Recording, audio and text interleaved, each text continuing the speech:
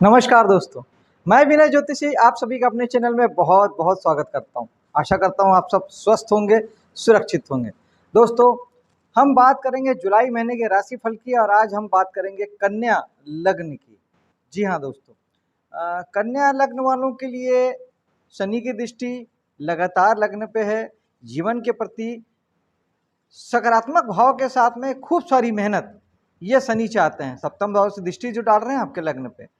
धन की बात करें, धन की बात करते हैं, शुक्र 12वें में चले गए हैं, यानी इस महीने पैसा आपको विदेशों से प्राप्त हो सकता है, आयात निर्यात से प्राप्त हो सकता है, या आपने कहीं इन्वेस्टमेंट करके रखा हुआ है। अगर आपने कहीं एफडी में या किसी और म्यूचुअल फंड में या किसी जगह पे आपने इन्वेस्टमेंट करके रखा है प्रॉपर्टी में, तो ये समय है वहाँ से आपको इनकम की प्राप्ति हो सकती है दोस्तों।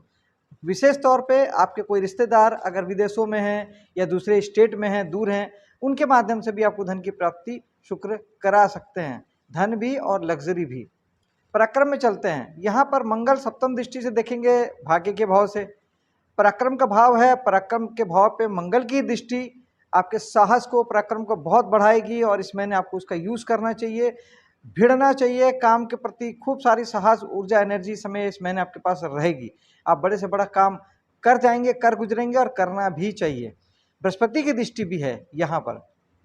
बृहस्पति पंचम दृष्टि से देखेंगे इनकम के भाव से, यानी आपके पराक्रम इस समय कहीं ना कहीं प्रभावित होंगे इनकम से और दोस्तों यारों से, समाज सोसाइटी से। यानी आपके पराक्रम में कुछ सामाजिक कार्य भी होगा, कुछ पैसे कमाने की इच्छा भी होगी और साथ ही साहस और एनर्जी का पुट भी होगा। यानी इस समय में बृहस्पति आपके पराक्रम को बढ़ाएंगे। जहां मंगल साहस ऊर्जा देंगे, वहीं बृहस्पति आपको विजडम देंगे, ज्ञान देंगे, विवेक देंगे, दूरदृष्टि देंगे और इस समय में भारी सफलता भी आपको मिलेगी। यानी आपके कर्म, आपके पराक्रम आपको सफलता की ओर भी लेके जाएंगे। चौथे भाव में चलते हैं। चौथे भाव में सूर्य की दृष्टि, बुध की दृष्टि दसम भाव से पड़ेगी और शनि की दृष्टि ऑलरेडी पड़ रही है, दसम दृष्टि सप्तम भाव से पड़ेगी और मंगल की 8वीं दृष्टि पड़ेगी आपके भाग्य के भाव से। यानी सूर्य, मंगल, बुध और शनि की 4 दृष्टियाँ, ये दृष्टियाँ ये बताती है कि मन में इस समय बहुत सारा उथल पुथल रहेगा, बहुत सारे विचार आएंगे, बहुत सारी चीज़ें पा लेने की, कर लेने की क्षमता भी आएगी और विचार भी आएंगे। इस समय लग्जरी भी प्राप्त होगी और उसे प्राप्त करने की इच्छा भी प्रबल होगी। यानी सारे ग्रह मिलके आपको रहने के स्थान पे मान सम्मान भी देंगे, ऊर्जा भी देंगे, जिम्मेदारी भी देंगे और जीवन के सभी डोमेन में आपको गतिविधियों को आपको बढ़ा देंगे। यानी आप बहुत सारी गतिविधियों में इन्वॉल्व रहेंगे। एक ओर आपको कर्म करना भी होगा, एक तरफ कर्म का फल भी होगा, एक तरफ मान सम्मान भी होगा, एक तरफ आपके खर्चे भी होंगे और एक तरफ जिम्मेदारियां भी होगी। ये सारा कुछ होगा इस महीने। पॉजिटिव है, सकारात्मक है, कहीं भी कुछ नेगेटिव नहीं है जीवन के प्रति। और चूंकि आपको जो मंगल और बृहस्पति की हमने बात की कि जो आपको पराक्रम और साहस से नवाज रहे हैं, वो यहीं पर आकर काम करेगा कि आपको खूब सारे जब साहस और पराक्रम और ऊर्जा की जरूरत होगी, वो तीसरा भाव मंगल बृहस्पति आपको पहले ही दे रहे हैं ताकि चौथे भाव में आप उन सबका इस्तेमाल कर सकें। चलते हैं पंचम भाव में। पंचम भाव में बृहस्पति की दृष्टि सप्तम दृष्टि पड़ेगी। बृहस्पति की सप्तम दृष्टि पंचम भाव में पंचम भाव के फल को बढ़ाएगी। यानी आपके प्रेम प्रसंग, जिनकी आयु है, स्थिति है, परिस्थिति है, उनके प्रेम प्रसंग बन सकते हैं या बढ़ सकते हैं। संतान जिन्हें नहीं है उन्हें संतान की प्राप्ति हो सकती है। जो कला जगत में हैं, जो नाचते हैं, जो गाते हैं, जो चित्रकारी करते हैं, पेंटिंग करते हैं, उन्हें, जो एक्टिंग करते हैं, यूट्यूबर हैं, फिल्मों में काम करते हैं, टीवी में काम करते हैं, कहीं पर भी आपको ये बढ़ाने वाले साबित होंगे। बृहस्पति खूब सारी सफलता देंगे, बढ़ाएंगे आपके काम को। जो हीलिंग मोडालिटी में हैं, लोगों को हील करते हैं इलाज करते हैं, उनके लिए भी ये बहुत अच्छा समय है। छठे भाव में चलते हैं जहाँ पे राहु विराजमान है। राहु भटकाते हैं। जो लोग नौकरी कर रहे हैं उनके साथ ये हो सकता है कि उन्हें अपना जो नौकरी वो कर रहे हैं या जो सर्विस वो लोगों को दे रहे हैं, जो सेवा व्यवसाय से वो जुड़े हैं, वो उन्हें अच्छा ना लगे और लगे कि वो जो दूसरे का काम है वो ज़्यादा अच्छा है। ये गलती बिल्कुल नहीं कीजिएगा, अपने काम पर फोकस कीजिएगा। राहु का जो बुरा इफेक्ट है वो है भटकाना, दूसरे तरफ ले जाना। राहु का जो पॉजिटिव इफेक्ट है वो है एकाग्रता के साथ फोकस को बढ़ाना। जो कर रहे हैं उसी को बड़ा करके करना, उसी को बड़े लेवल पे करना, उसे ज़्यादा क्षमता के साथ करना, ये राहु का पॉजिटिव है। तो आप अपने काम को बड़ा कर लीजिए, अपनी सेवाओं को बढ़ा दीजिए और ज़्यादा मेहनत के साथ उसे कीजिए, निश्चित सफलता आपको मिलेगी।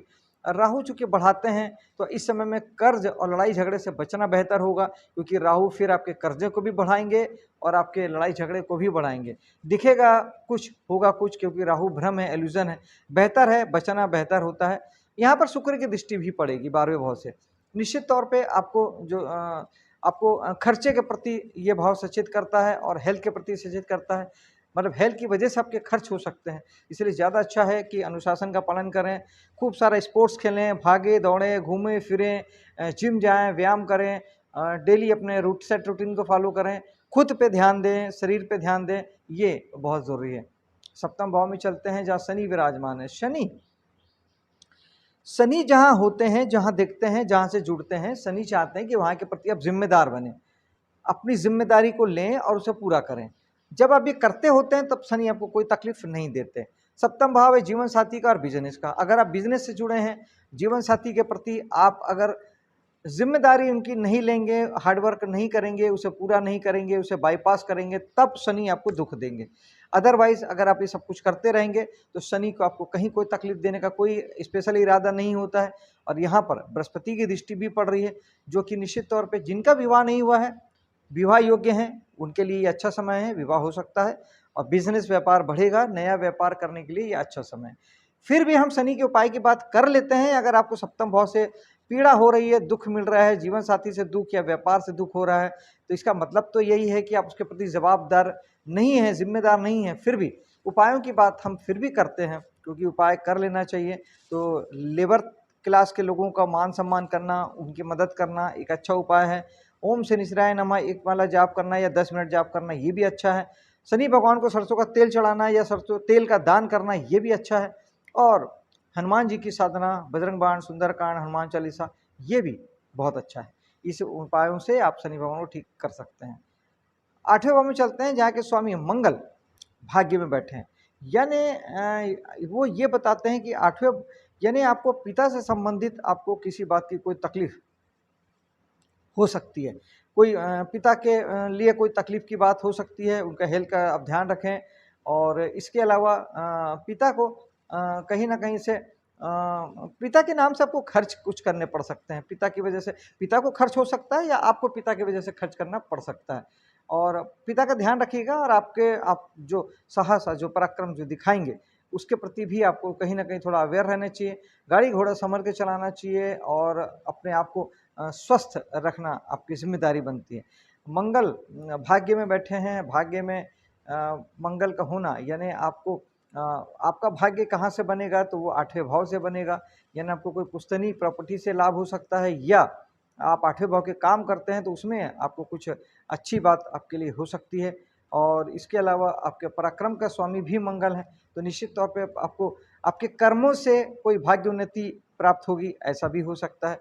और यहाँ पे शनि की दृष्टि है, तो शनि सिंपल है कि पिता के प्रति और अपने भाग्य के लिए आपको हार्ड वर्क करने के लिए कहते हैं।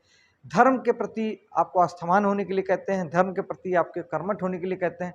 धर्म से जुड़िए, पूजा पाठ से जुड़िए, यज्ञ हवन से जुड़िए, मंत्रों से जुड़िए, यात्राएं कीजिए, धार्मिक यात्राएं कीजिए, ये सब आपके लिए बेहतर है, शुभ है।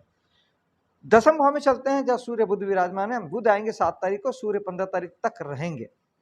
निश्चित तौर पे सूर्य यहाँ पर आपको विपरीत एक सूर्य दोस्तों 12वें के लॉर्ड हैं, तो आपको विदेशों से काम से जोड़ते हैं। आप विदेश के काम से जुड़ सकते हैं, हॉस्पिटल उद्योग के काम से जुड़ सकते हैं और खूब सारे आप आयात निर्यात या फिर विदेशी कंपनी के कामों से भी आप जुड़ सकते हैं। और बुध का यहाँ होना, बुध स्वग्रही है, भाव को बलवान बना रहे हैं। निश्चित तौर पे इस समय में कर्म की जगह पे बहुत बेहतर प्रदर्शन आप करने वाले हैं। ज़बरदस्त रूप से आपके वाणी में ताकत होगी, बुद्धि में ताकत होगी। आपकी बुद्धि, आपकी वाणी सब आपके कर्म क्षेत्र में आपका साथ देगी। ज़बरदस्त रूप से आप उसमें भिड़ेंगे या लगेंगे। और सूर्य हैं तो निश्चित ही आपको आप शासन सत्ता से जुड़ सकते हैं, पिता से जुड़ के कोई काम कर सकते हैं, या फिर सरकारी अधिकारी आपके लिए अगर आप 12वें भाव के कोई काम नहीं करते, उस स्थिति में सरकारी अधिकारियों से थोड़ी सी आपको तकलीफ हो सकती है, किसी काम में आपको कोई प्रॉब्लम आ सकती है, इस बात का ध्यान देंगे। ऐसा कुछ होता है तो भगवान सूर्य को जल चढ़ाइएगा। और वैसे भी सूर्य को जल चढ़ाना अच्छा है, क्योंकि आपके 12वें के लॉर्ड है, तो सूर्य को सही रखना आपके लिए ये बेहतर उपाय होगा। सूर्य को जरूर जल चढ़ाएं। और गेहूं का दान आप कर सकते हैं संडे के दिन, रविवार के दिन। मात्रा मायने नहीं रखती, आधा किलो, 1 पाव, 1 किलो, कुछ भी हो, आप किसी गरीब को गेहूं जरूर दान करें। और चलते हैं एकादश भाव में। यहाँ पर बृहस्पति पिछले महीने राशि परिवर्तन करके अपनी उच्च राशि में आ गए हैं, जो कि आपके एकादश भाव में। एकादश भाव आपकी इनकम का है, दोस्तों का है, यारों का है, समाज का है, बड़े भाई बहनों का है। ये सारी जगहों पे आप बेस्ट परफॉर्मेंस करने वाले हैं। उच्च के बृहस्पति आपको बहुत हायर लेवल पे ले जाने वाले हैं, उच्च स्थान पे ले जाने वाले हैं। आपका मान बढ़ेगा, सम्मान बढ़ेगा, समाज में आपकी स्थिति मजबूत होगी, धन के मामले में आप मजबूत होंगे, और ज़्यादा क्लैरिटी के साथ, अच्छे विजन के साथ, अच्छे विचारों के साथ, नैतिकता के साथ आप धन कमाने की ओर अग्रसर होंगे। उच्च के बृहस्पति हैं, निश्चित तौर पे ये आपको एक बड़े भाई बहनों के नज़र में, समाज के नज़रों में, दोस्तों यारों के बीच में आपको एक ऊंचा स्थान प्रदान करेगी। 12वें में चलते हैं, जहाँ शुक्र हैं। शुक्र आपको पिता के लिए खर्च ये भी इंडिकेट करते हैं, क्योंकि भाग्य के स्वामी हैं। धर्म कर्म के कामों में खर्च आप कर सकते हैं, आप विदेश यात्रा पे जा सकते हैं, धार्मिक यात्रा पे, ज़्यादा से ज़्यादा धार्मिक कामों में आप धर्म के लिए पैसों का खर्च कर सकते हैं, ऐसा शुक्र बताते हैं 4 तारीख के बाद। और चूंकि केतु यहाँ पर है, तो केतु भी अध्यात्म के कारक ग्रह हैं, तो वे भी यही शो करते हैं कि आप अध्यात्म के लिए, कुछ सीखने के लिए, या आध्यात्मिक यात्रा के लिए, या धार्मिक यात्राओं के लिए, स्पिरिचुअल जर्नी के लिए आप कुछ पैसों का खर्च करेंगे, कर सकते हैं।